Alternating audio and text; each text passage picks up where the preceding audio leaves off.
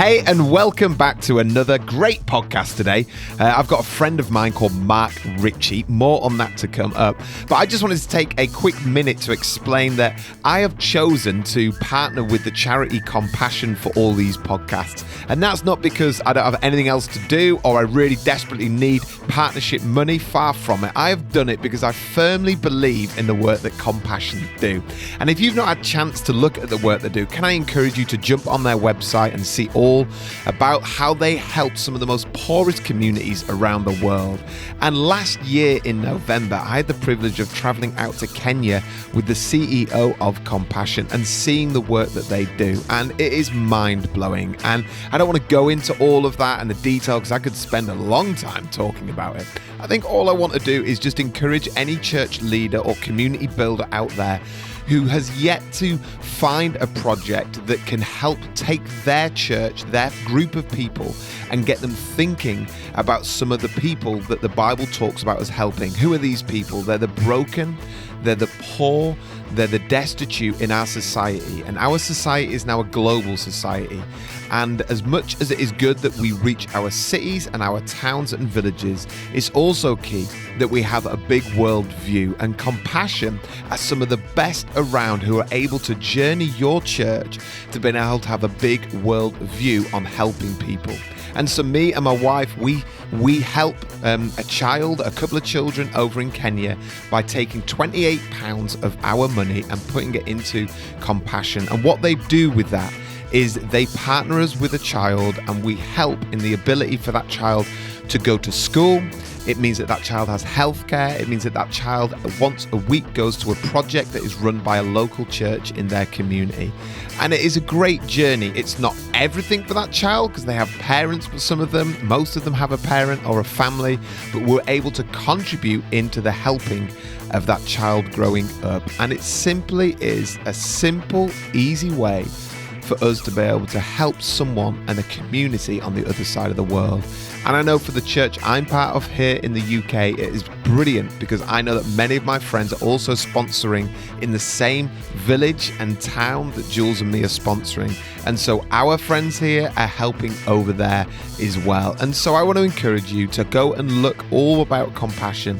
They have a team of people that are able to chat through how they've worked with churches before and how they help churches journey on this helping other people on the other side of the world. And so all you need to do is send a text to the number 88802 and make sure that text just says the word coffee, and one of their team will reach back to you. So just put the word coffee and send it to 88802 and one of their team will reach back to you and arrange to meet for a coffee, be it virtual or in person. They'll be able to meet with you and maybe start this journey that I've been on and many others have too. So today's podcast is with Mark Ritchie. And for those that don't know, Mark Ritchie is a UK-based evangelist full-time, and he has an incredible way of communicating the good news. And he's done it for decades worldwide. He talks a little bit about that today, but also he unpacks all sorts to do with church, the role of an evangelist in church, how it works, and his thoughts on it. And so it was recorded during the second lockdown here in the UK, and I really enjoyed it, and I know you guys are going to too. So let's jump straight into Mark Ritchie. All right, I'm here with Mark Ritchie, who is a friend who I've managed to meet over the last few years, and I've had the privilege of seeing you preach plenty of times, Mark, and I've totally loved it. And so big welcome, and thanks for being with us. No, it's absolutely fantastic to be here. I'm really excited for this. It's going to be good. Yeah, and Mark, you have got a great journey of speaking to people about Jesus. You are commonly known as an evangelist, but that's not a full stop. There's a whole other stuff you've done. For those that might not have come across you or don't know who Mark Ritchie is, could you just explain a little bit or give a little bit of an intro of your world? Yeah, amazing. So firstly, I'm Scottish. That's the first thing we do need to pause as well, because last week Scotland made their first final Yes, yeah, for 22 1996. years. Yeah, exactly. I mean, I'm absolutely buzzing. I Right. mean, that is it, exactly. Scotland. I mean, we couldn't even celebrate in the normal Scottish way. I had no one to headbutt in the face. You know what I mean? So Tell me you drank an iron brewing in I some did, sort of yeah, celebratory. and ate haggis. Yeah, Iron Brew and haggis. It was great. Yeah. But congrats, Matt. You're the first proper Scottish person I've spoke to since the win. So I'd like to say, from an Englishman, like I'm really glad. And apparently we're going to meet you at Wembley as well. So Yes, I know. that's So the that's going to be English great. are going to be quivering. Yes. No, but you're absolutely right. I am an evangelist. But I guess the thing for me is my passion is to take the gospel, to take the message of the cross to the most unlikely place. And that shows itself in different ways. So I have preached at conferences, I've preached at Christian church events where they invite unsaved people.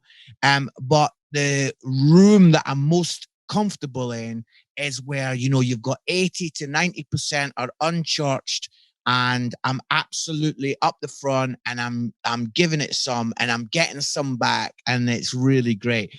So the way that that's come about for me is that I do these one-man comedy shows, and so I have done them at Edinburgh Fringe Festival. Wow. I've done it in Australia. I've done it like all over America, and I've also done it a lot in Europe. So it's just like a stand-up comedy show that uses a lot of humor, but then we just begin to kind of weave the gospel message in, and then wow, you know, we've seen a lot of people impacted. So it's a little bit different. It's a bit unusual, but I believe in it. So it's exciting. Yeah. Wow. And how long have you done that for? See that the shows? Yeah. So I've probably been working on the shows for about the last 8 or 9 years, but I would say that doing it at comedy festivals such as Edinburgh Fringe, I've done that probably the last 5 years. So that's kind of been a little bit, yeah. So I mean, listen, I did it in Belfast, Northern Ireland, in a pub that was the one of the scariest pubs I've ever been in. Right. And I was doing it, and you know, they were, let's just say, I didn't need to ask them for feedback. Yeah. they were they were not putting it on a form either. They were actually giving me the feedback. Come on. Yeah.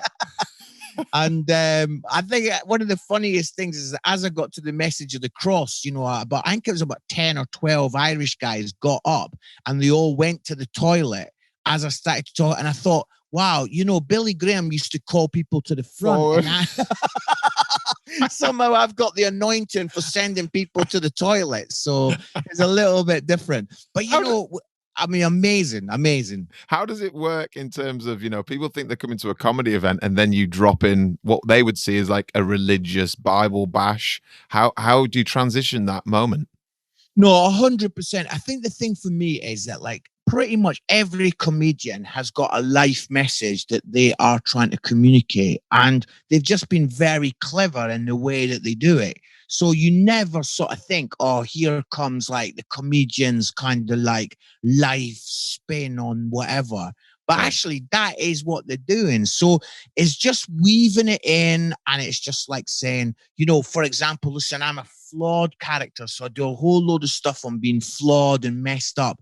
But then I begin to sort of say, and my worldview is that, you know, basically I'm a sinner. I've got rubbish in my life. And what do I do with this rubbish? And you know, like you can see how it unpacks. Yeah. And do you go as far as an Billy Graham altar call style stuff? Yeah. I mean, so I do believe in different settings. So when I'm in a church and they've invited a lot of unchurched people, I definitely go for like a response, a hands up, and you know, all of that. But when it's like in comedy festivals and in pubs and stuff, I don't, because I honestly believe that that kind of like setting has got its own boundaries and its own rules, and I kind of want to play into that. And I also think, you know, we've got a bit obsessed in the kind of like hands up, come to the front. You know, there's a lot of different ways to get people to respond that are just a bit more subtle. You know what I mean? So yeah. And so, you know, I mean, I've been looking recently at the Engel scale. I'd pulled it back up on the web again and like realized, yeah, there is a movement. Like we tend to just want to go, if you don't know, people who are listening don't know what the Engel scale is. It's this famous scale that came out however many years ago of moving someone to understand and know who Jesus is. And the end is fully baptized in the Holy Spirit, baptized in water, and telling their mates about Jesus. That's like number 10. Number 1 is no experience of God or concept of God. Do you kind of hover around 1, 2, 3, 4 in your shows, moving people towards? Yeah, that is exactly right. And I mean, there's an amazing part in the Bible where Paul is speaking to Agrippa. It's in Acts chapter 26, and Paul's just going for it. And Agrippa is so good because Agrippa says, "Hold on, Paul. Do you really think that you're going to win me for Christianity?" And Paul says these amazing words. He says, "Short time or long, I do want what has happened in me to happen to you." Amazing. And those words, short time or long time, what he's basically saying there is that there are short journeys and there are long journeys. Right. And, some people are on a short journey. So some people, I honestly believe this, some people are literally just an invite away. Someone invites them to church, they come to church, they get saved. They're just an invite away. They're on a short journey. But there's other people that are on a long journey. And we've got to find different ways of getting people from kind of 1 to 10, if you like. I think that my comedy shows might take someone who's got no interest in Christ, but then by the end of the show, maybe they've just been nudged along a little bit. And then I've obviously got other things that I do where it's 100%. I'm going for it. I'm like, because I still believe in that message of the cross and Christ and get saved. And I see people move from a 7 to a 10. You know what I mean? Right. So I believe in all of it. Yeah. Amazing. And so obviously we're in the most bizarre time called coronavirus, COVID-19. And that's why we're having to do this on Zoom, which actually, Mark, I don't even know if it was over, whether I'd travel or not. I'd still probably now say, are you happy to do Zoom? Because I don't think I want to start traveling just to interview people. I take it personally. You've basically said, I don't want to come to your house. I'll come. But how do you see that then playing out? Like you've had to navigate COVID-19 and your own ministry, and I guess that you've been involved in traveling a lot around churches. That's suddenly dried up. Love you to just talk about what that's been like for you, and then also, this whole idea you said, you just even mentioned it there. Maybe they could take them to church and get saved. What do you see in this time as well, which we can come on to a minute, but how's it been for you personally? So you've gone from traveling, doing all this stuff. I mean, Edinburgh Fringe was cancelled this year. Sure. Yeah. And so how's that all worked out in your world?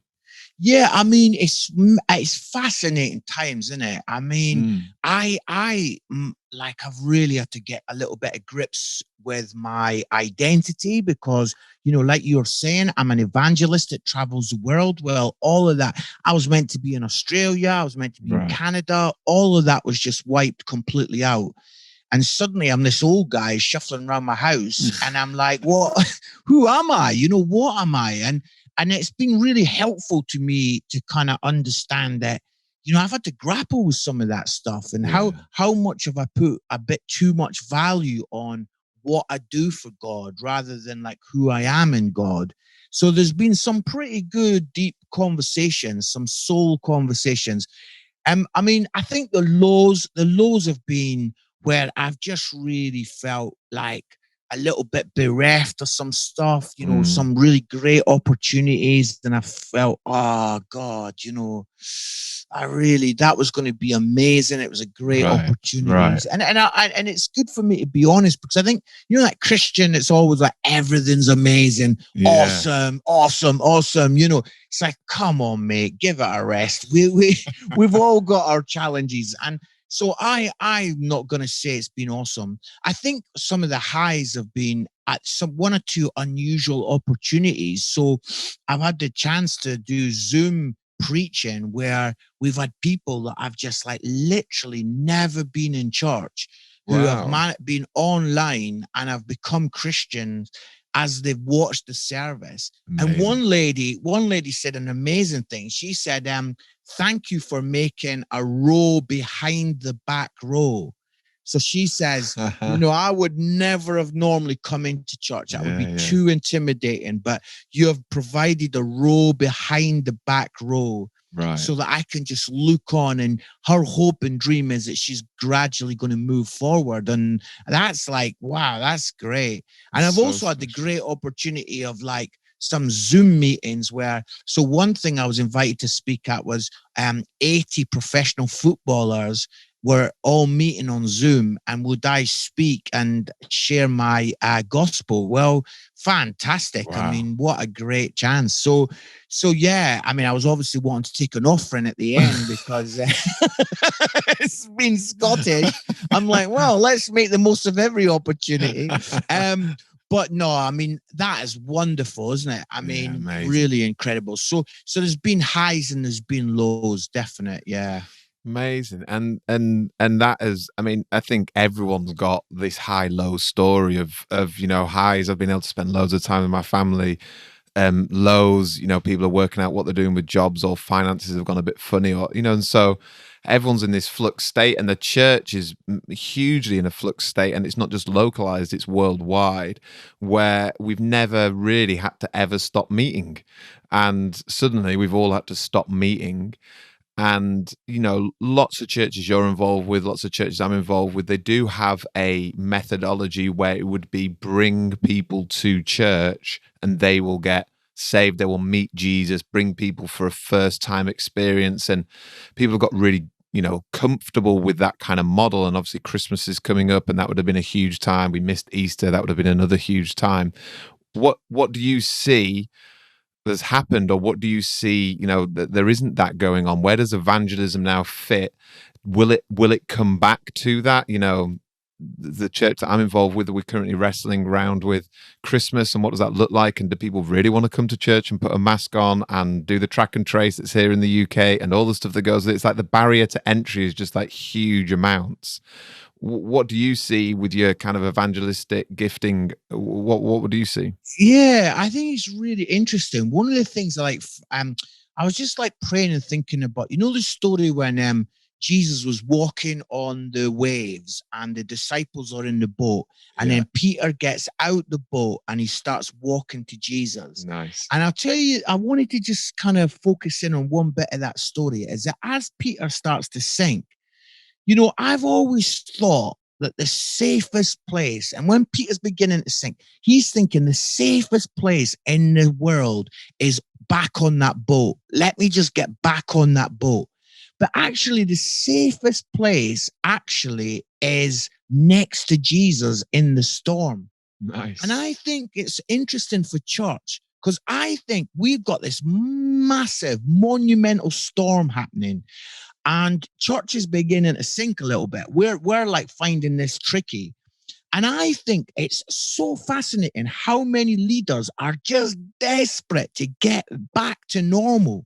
If I could just get back in that boat, can we just get back to services on a Sunday? And can we just get back to, and I'm like, wow, I just want to sort of say to leaders, what if the safest place is not actually back to what it was, but actually the safest place is next to Jesus in the storm? Wow. Do you know what I mean? And that for me is that's challenging, because church leaders are like, we just want to get people through the door, get them sitting on the seats, get their programs back running. We just want to get back on that boat and get back to our comfort zone. And it's like, what if Jesus is saying, actually, being next to me in the middle of the storm is better than being back in the boat? And so, what would that look like? Well, maybe, we're just like working through in our minds about people that are like, have joined our church through this COVID time, and they're like, we're getting all kinds of interesting people coming along. And it's like, yeah, God, what are you doing? And, I've been challenging my church recently, saying, what if God is less interested in filling empty chairs, and he's more interested in filling empty hearts? And I Whoa, come thought, on. yeah, you know what I'm saying? It's like, what if actually we're like, oh God, you're not as bothered about getting that creaky old hall filled again. You're actually more bothered about people that are like, because let's be fair, people that are unchurched, they are going through their storm. And if ever there's been a time ever where people are like, my foundations are shaking right now. Right. Now, I mean, this is a crazy little thing, but I just want to pass it through your head. Is that, we're roughly the same age. We've come through some wars, we've come through some recessions. But the thing that's got me about this one is, in lockdown 1, there were people saying, they've shut McDonald's. They've shut. And I know that sounds funny, but they did. But they did. And the thing is, it's like, when we were at wars with people across the other side of the world, that didn't affect our Tuesday morning. That didn't affect our Wednesday morning burger or our Wednesday morning McDonald's breakfast. But this has been the first time where people have been like, man, this is really shaking my world. Right. JD Sports is shut.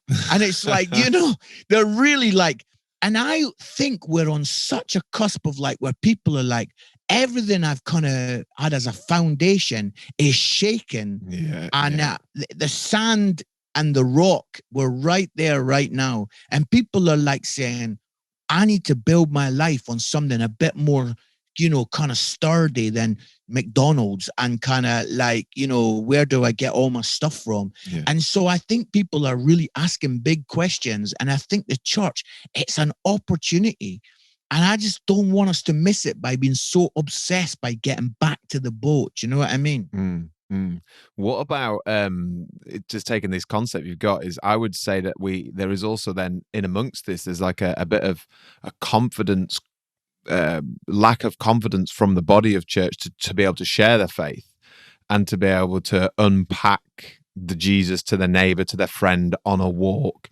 And so what we've got is we've built, I mean, I'm just going to say it as it is, as I think it is. We've had this amazing season of building church that has broke so many molds, from the way they do music to what's allowed in a church. You think back 25, 30 years, people were being slated because drums were in and whatever it might have been, or it's too loud, or you've got lights, or it's a show, or it's a digital projector because it was all OHPs. Now everyone's got a digital projector, and now everyone's on the web, because that used to be all glitz and glam, and now every church is on the web, including the vicars from down the road. And so it's all been moved forward. But what you've got a group of people, the congregation, who have been trained. For someone to come know Jesus, I take them to church, and that's the job done. It's the environment, it's the preach, it's the way the worship's done, it's the welcome, it's the...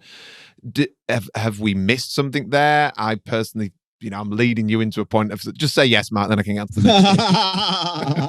No, but I personally believe that's also part and parcel of this great pause moment we're in, which is we've got to empower the saints. We've got to see everyone equipped to share the gospel and still have great church.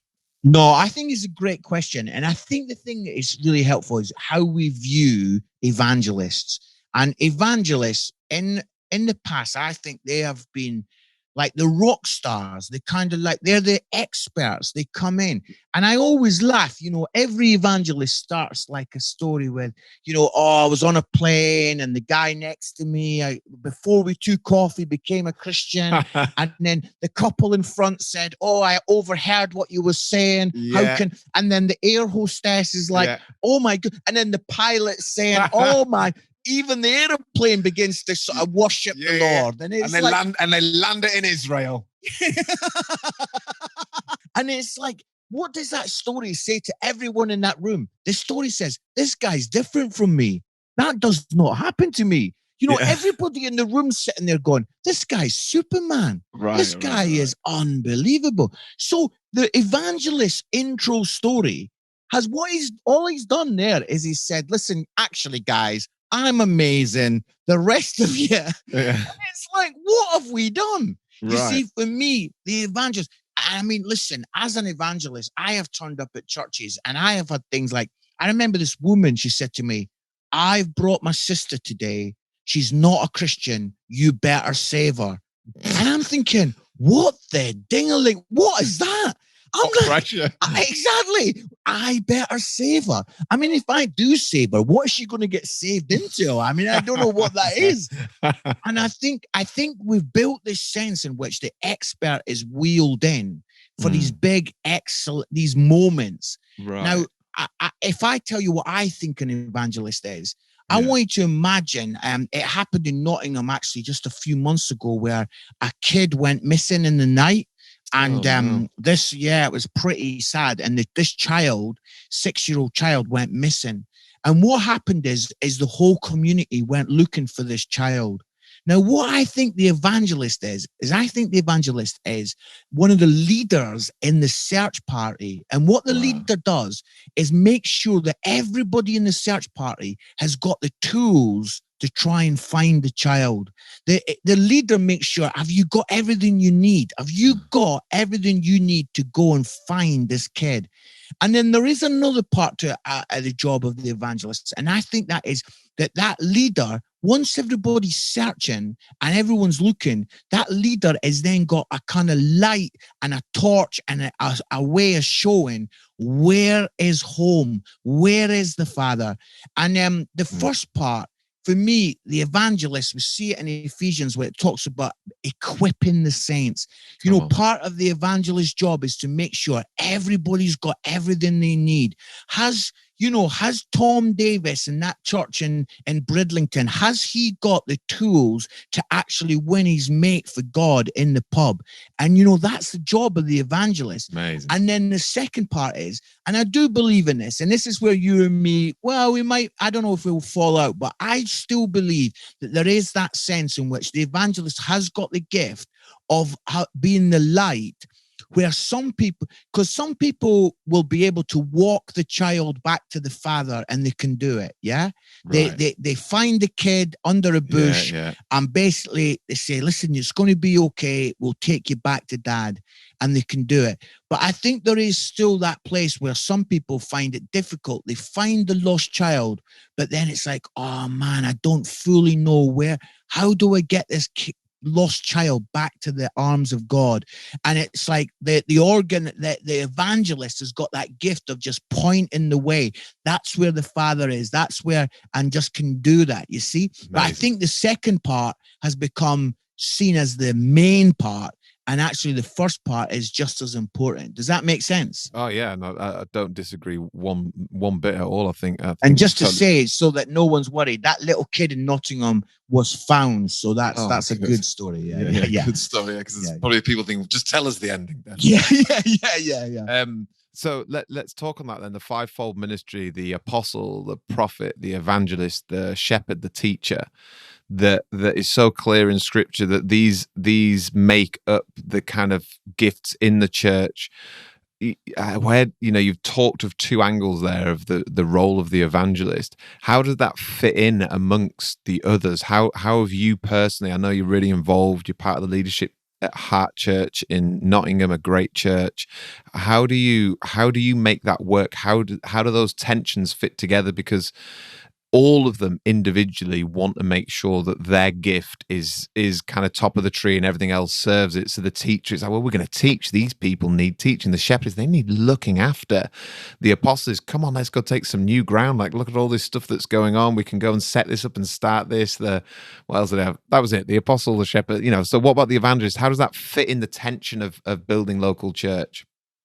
Well, I think part of my job, like in the local church, is just to be like a bit of an agitator, like a bit of a stone in the shoe, because I think so many churches left to their own devices, without the evangelist putting his voice in, they build a cruise ship, you see. And basically, what's a cruise ship? Well, it's this amazing food.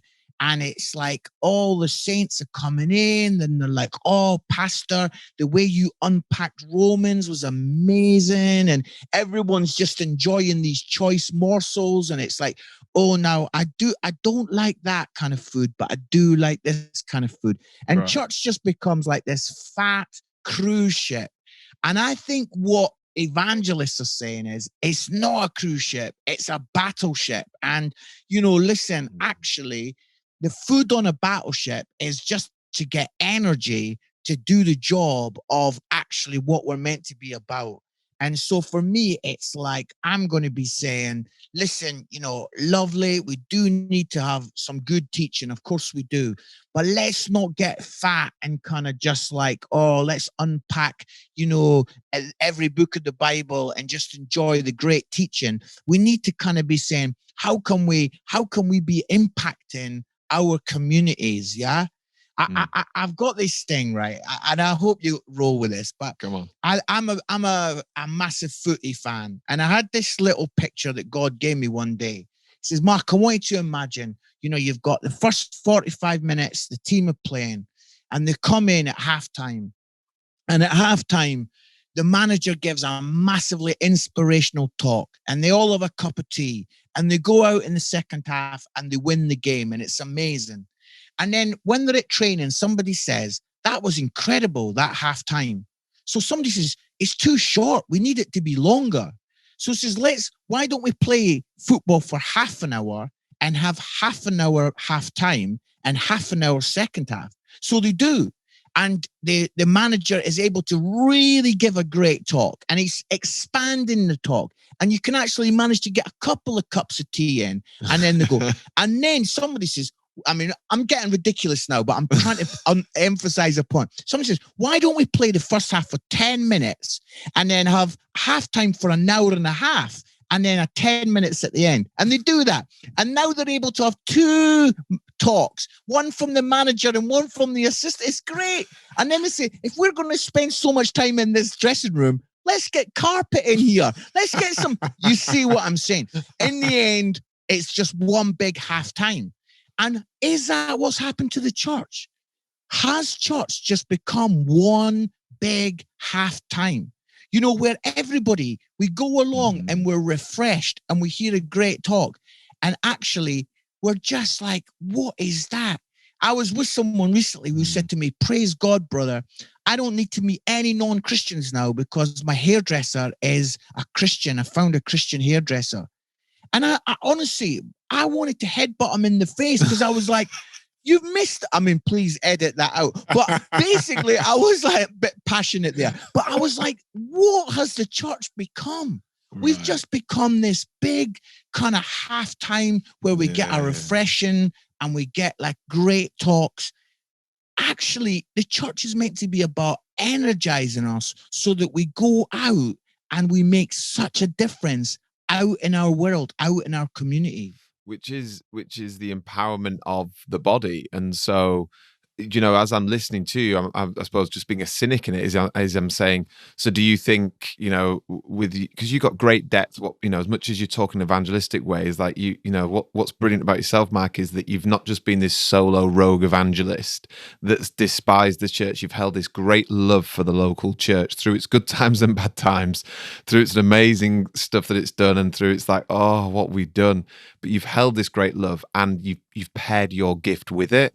Whereas sometimes we've grown up and seen that lone rogue evangelist who's just doing his thing and ripping the church to bits, where you've always had this great healthy way of doing those too. Are you saying, with the cynic head on me, are you saying that the church needs to change its 10:30 till 12 service to reflect it to be a battleship? Or are you referring to the church as people going out and doing the work of the church? Because my perception of looking at what we've done is we've got these amazing, really well-built churches, good services, solid ways of doing things, and yet you still just got people going, this is fantastic, they've changed the carpet and I love it. And you haven't got this confidence. And I know this because recently I've been reading the Bible with a friend of mine who's asked, will you read the Bible with me? And he's journeying and knowing Jesus more. And I was nervous about having to do that with him. And I listened to myself to think, hold up, why am I nervous? Then I thought, if Rich Martin's nervous, and by the way, I've just finished running a Bible college for 8 years. Yeah. I've preached on platforms and stages. Like, I am like full-time employed, have been to this. It's like, if I'm nervous and I've got all those qualifications and history behind me, and literally someone saying we read, I'm thinking this is embarrassing, but I'm thinking, But I'm just going to go honest with it and tell people I was nervous because that must be how everyone else feels. There's this lack of confidence and lack of ability to get out there. So my question with all of that is, are you saying the church needs to change, as in the building, the structures, the systems? Or are you saying the people need to change? Yeah, do you know what? I think actually both. I think actually both. I think, we need to try and remind church that we're not consumers. It's not about marks out of 10 for the worship. It's not about kind of like, oh, I really like that speaker, but I don't like this speaker. I think it's actually like, we've got to kind of make church more and more accessible for the unchurched as much as we can. But I also think not only do we want to make church very accessible, but we also want to equip the people so that they know how to can you tell somebody your story in 2 minutes without using religious weird language, without sounding like some crazy, without actually sounding like somebody who you're like, oh my goodness, there's not a chance I'm going to listen to what you're saying. You sound weird. Are we able to do it in a way that is like convincing and is actually deep and has got some substance to it? And also, like just kind of things like, do we know what the cross means? Do we actually know what it means? Why is Jesus the only way? And stuff like that. And it's just equipping people. It's just helping people, giving them some tools so that when they go out into the community, they actually do know how to make a difference. And also just have a bit of appetite for it, because let's be honest, most Christians, they're not bothered, are they? They're not really. They can't, they're like, I'm ticking the box. I'm there on a Sunday, but do not make me witness on a bus. I'm not having that. You know what I mean? That is genuinely. And I think maybe we'll be shaken a bit by this whole COVID to see, the window's not going to be open forever. The window's shutting and we need to make the most of this opportunity. Yeah. I had a friend that was talking to him last week on the phone, and he's a pastor, and he said a lady in his church, been in the church for longer than he has, she's 60, basically said to him, rang him up and said, just to let you know, I've been speaking to my friend, she's really interested in Jesus, so I've given him your number. I love that. And he was like, oh no. And it's hit him afresh, as in like, this lady's like she's been in church pretty much all her life. And her reaction was like, well, obviously if they want to know about Jesus, like, I'll give them pastor's number. So I think I'm with you. I think there's this great confidence and courage that people have just got to step out and have courage. Someone once told me that courage is what you have when you step out and do something, and then the fruit of it is confidence. And so many people are praying for, I want to be confident in this area. It's like, you don't need to pray for confidence, just have courage. Like, courage is, I'm going to jump off that cliff and jump into the water and have fun, whatever it might be, big cliff diving stuff. But you feel nervous at the top of it. It's like, just have the courage to do it. You do it once, think, do that again. There needs to be a little bit of like, look, there's no better way than just starting. Just get out there and just try and watch what the Holy Spirit does and see where it goes. And then it kind of debunks all the myths that you've got in the head. How do you as an evangelist then not become religious? Because there must be an element of just the fact that you've got to help build the local church. There must be part of you which stays in the church scene to go around and build up and encourage and do what you've said. But how do you stay grounded in, this is how the world is thinking, this is the language of the people?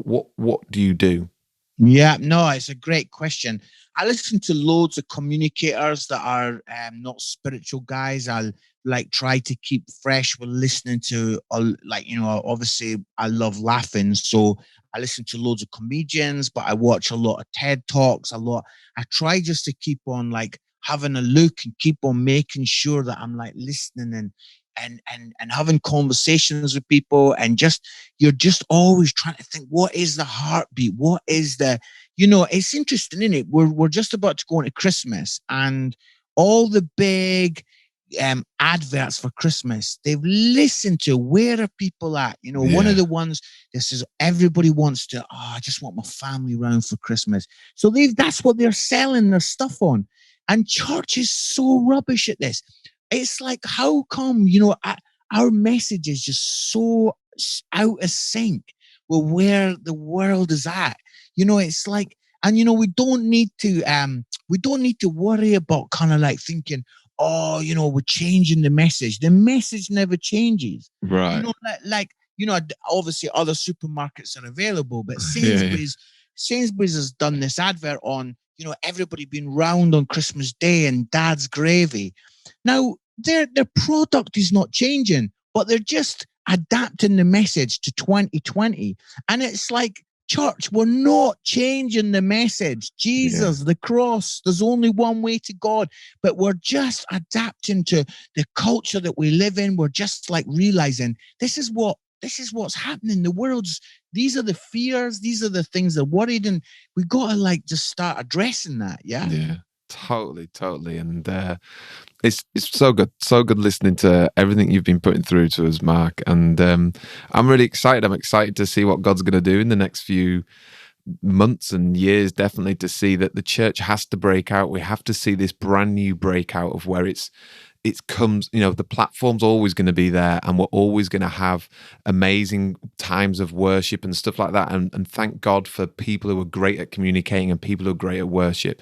But the reality is that is not in the workplace 24/7, or that is not in the sports club that people are going to. And so I think this huge breakout, the priesthood of all believers, is the old way of saying, of where people actually realize, like, I am the church. And I think for me and my family, definitely not meeting together has been a shot in the arm for me to think, well, hold up, like, what was I doing before? And hold up, who am I living my life out in front of? Because it's easy to get used to the brilliant systems and things we've built in building church, that then becomes what we end up serving, rather than they always came along to serve the main thing. And I think this shakedown that's happening and this pause on gathering that we've all been forced into is meaning, well, all of us introspectively looking to say, so God, how does your message get out then? And that's really what I'm pushing for you on there. Is there any last thoughts before we go? You might say, I ain't got any last thoughts, Rich. No, I think it's great that you've got this kind of conversation happening, because we need to be talking about this stuff. We need to be kind of like challenging, some of the thinking that's out there, where it's just that sense in which, there are church leaders that are just desperate to get things back to normal. And is that really what we want? Is we wanting to all of us just think, if I can just get to that boat and get back on the boat and it'll be safe and it'll be comfortable?